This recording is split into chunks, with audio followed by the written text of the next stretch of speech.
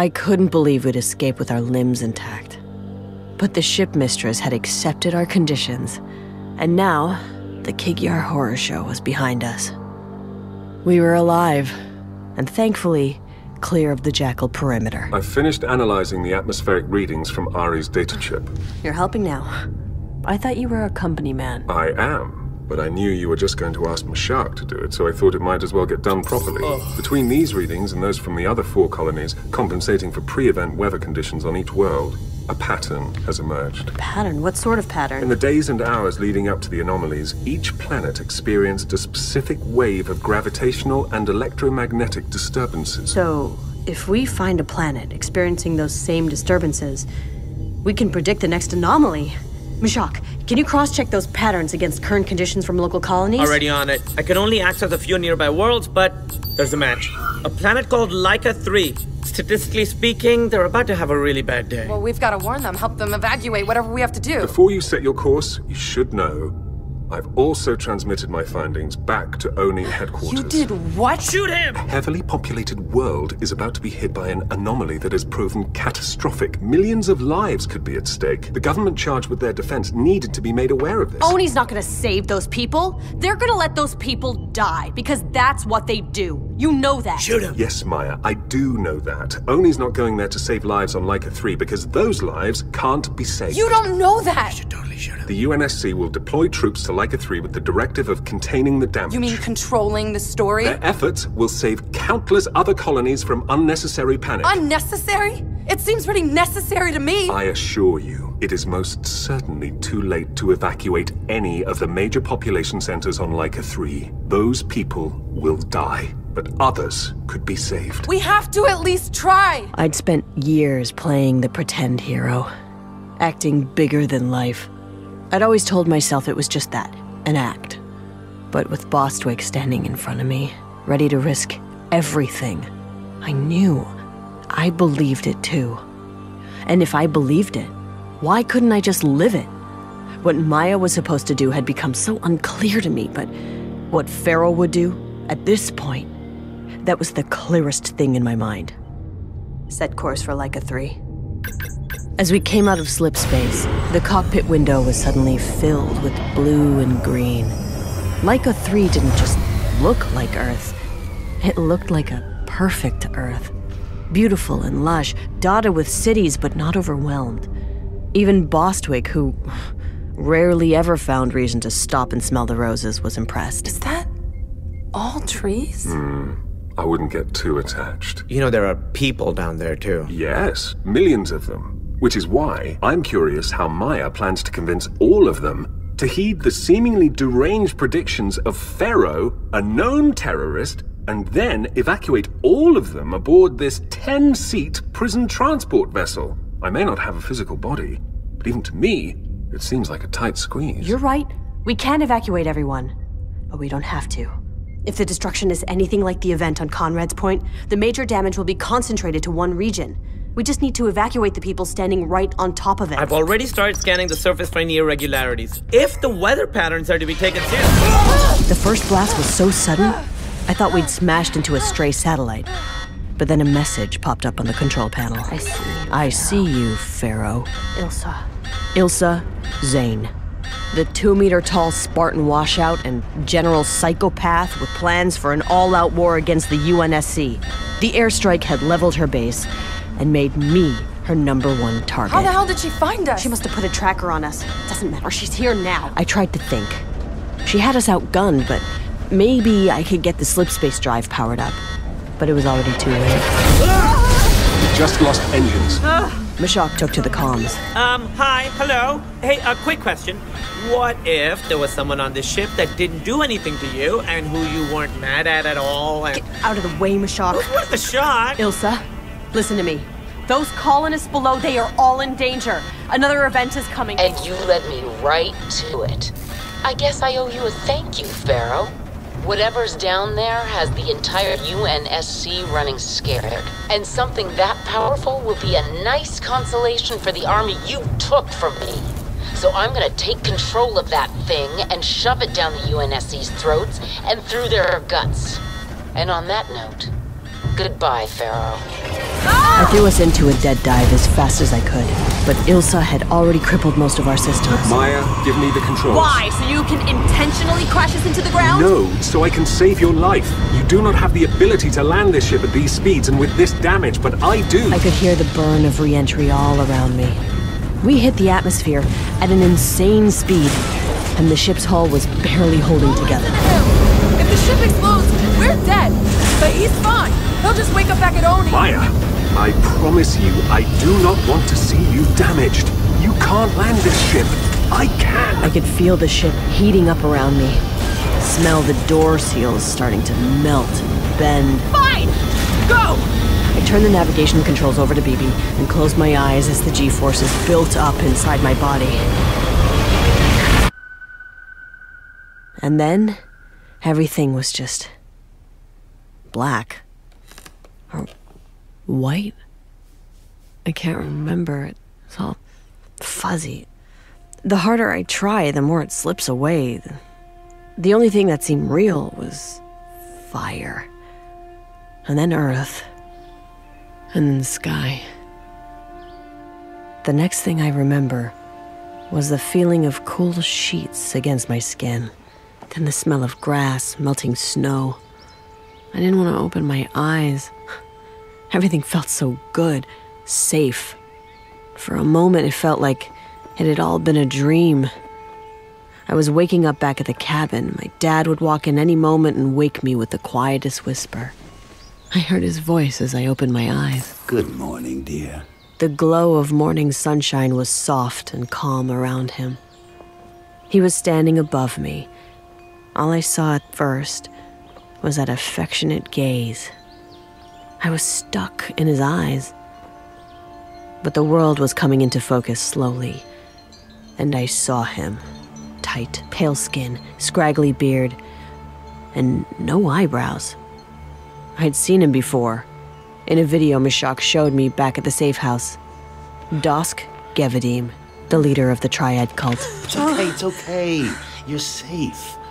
You're protected. I was trying to piece it all together. The crash. I had survived. The Triads must have found me and brought me here. And then I remembered. Bostwick? Mashak? I jumped to my feet, but it was too fast. My head was throbbing. I fell back to the bed. Slowly, my dear. Your aching body, your churning mind. You've survived quite a wreck. Been through so much. But you can take comfort now. Your friends are alive. You are alive. Very much so. You're all here, and you're safe. I need to see them. And you will. Very soon. Oh, please, forgive my elation. You must understand, the very fact that you're here is not random. Our universe has always been moving us towards a consonance, by neither divine puppeteer nor coincidence, but simply by momentum towards inevitability. We've almost reached that vanishing point, and on this final approach, the fruits of that convergence have been ripening exponentially. And now, you come hurtling down to us from the clouds in a screaming bolt of fire. Woo! Shoo! Boom! Ha ha! I saw it, and I fell to my knees, my disbelief surrendering to awe, enraptured by the flames, waiting impatiently for my people to tell me you had survived. And then, when they told me who you were, who I'd known you'd be. I froze. Who did he think I was? That warm, placid smile of his beaming over me? It began to feel chilling and dangerous. This is the day. The transcendence is upon us, and you, the great Pharaoh, have fallen from the sky itself just in time. Honey. I am humbled to my smallest moments. Just in time for... No. Shh, my dear, please. Don't speak. We mustn't allow the shimmering nectar of your mind to escape your lips uncaptured for posterity. Join me for the evaluation. You don't realize how much good you're doing humanity right now. I was trying to pull it together, but my head still felt sluggish.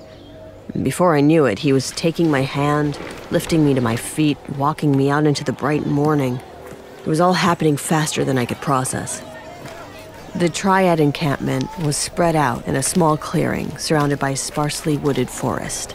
A few permanent buildings scattered around, but most of the people there seemed to have just arrived, pitching tents or laying out under the open sky. Everyone, men, women, children, they were all dressed in simple robes cinched at the waist. They smiled with closed lips and bowed their heads as we passed. They all had the same short, flat haircut, their eyebrows shaven, a starry-eyed glow in their eyes. It felt like they were sharing something weirdly private. A few middle-aged men were taking turns rolling down a hill, dancing like children, drenched in sweat.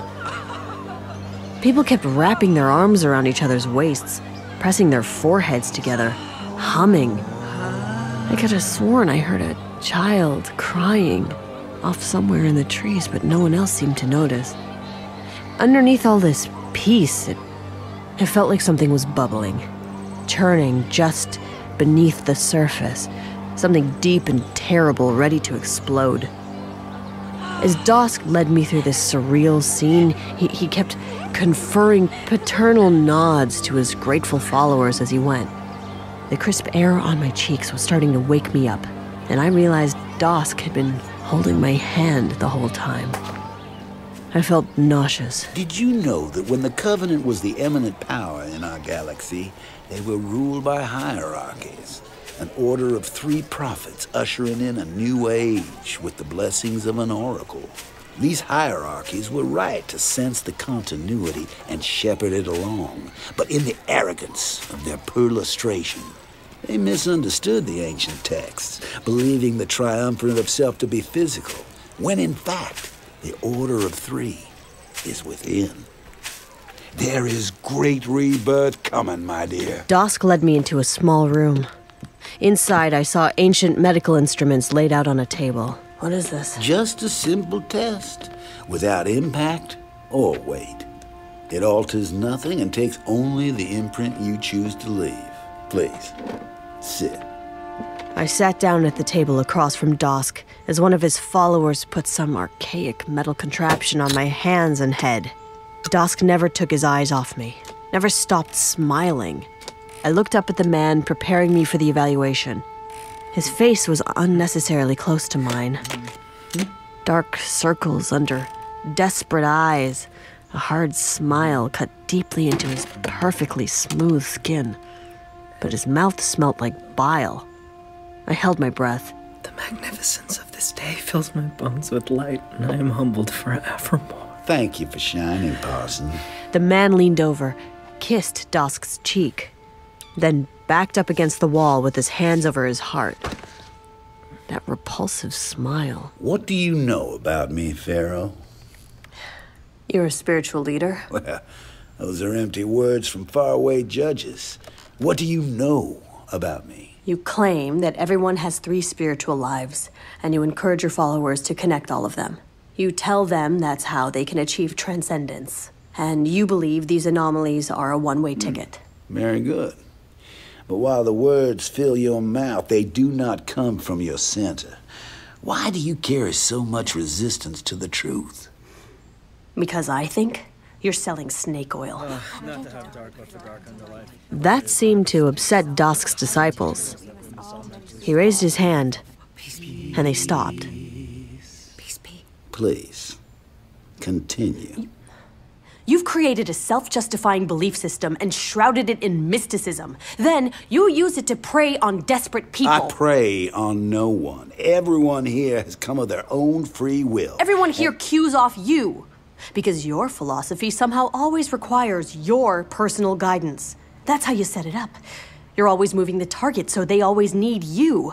That makes you a predatory charlatan. Actually, you know what I think, Dask? Tell me. I think this anomaly's gonna come out of the ground, and you're all gonna die. I also think that if you don't show me where my friends are right now, I'm gonna start tearing this place apart. Dusk's eyes darted to one of his followers in the corner.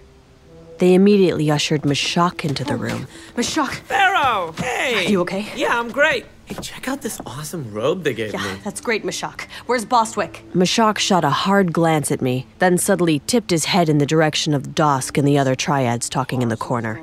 Apparently, he didn't want them to wonder where Bostwick was. Bostwick! Yeah, she's in the fields, helping with the new arrivals. He wasn't being subtle at all. But I still had no idea where Bostwick was. Before I could ask, though, Dusk was right in my ear again. I see all the pain in you, Pharaoh. The great losses you've suffered, living two very different, unattached lives. It's time you connect them and embrace your third self. For only then can you truly find peace. How did you know the anomaly was gonna hit here? I heard it coming. The transcendence sings to us all if you'd only listen, my dear. Oh, that voice is a great wailing against the cosmos, and it guided me here with nothing more or less than inevitability. We are about to witness a rebirth for humanity.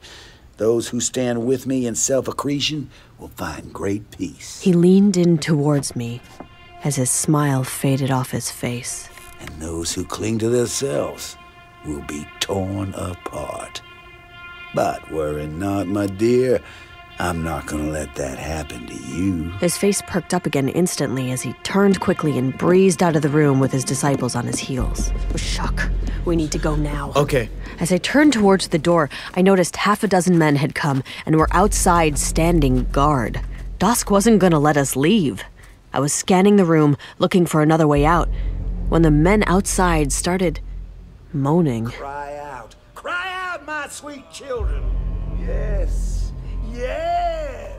Dusk entered the room again and extended his hand to me. Pharaoh, fallen from the sky, rise and join me, for you are among the fortunate who will bear witness. They led Mashak and me out into the clearing.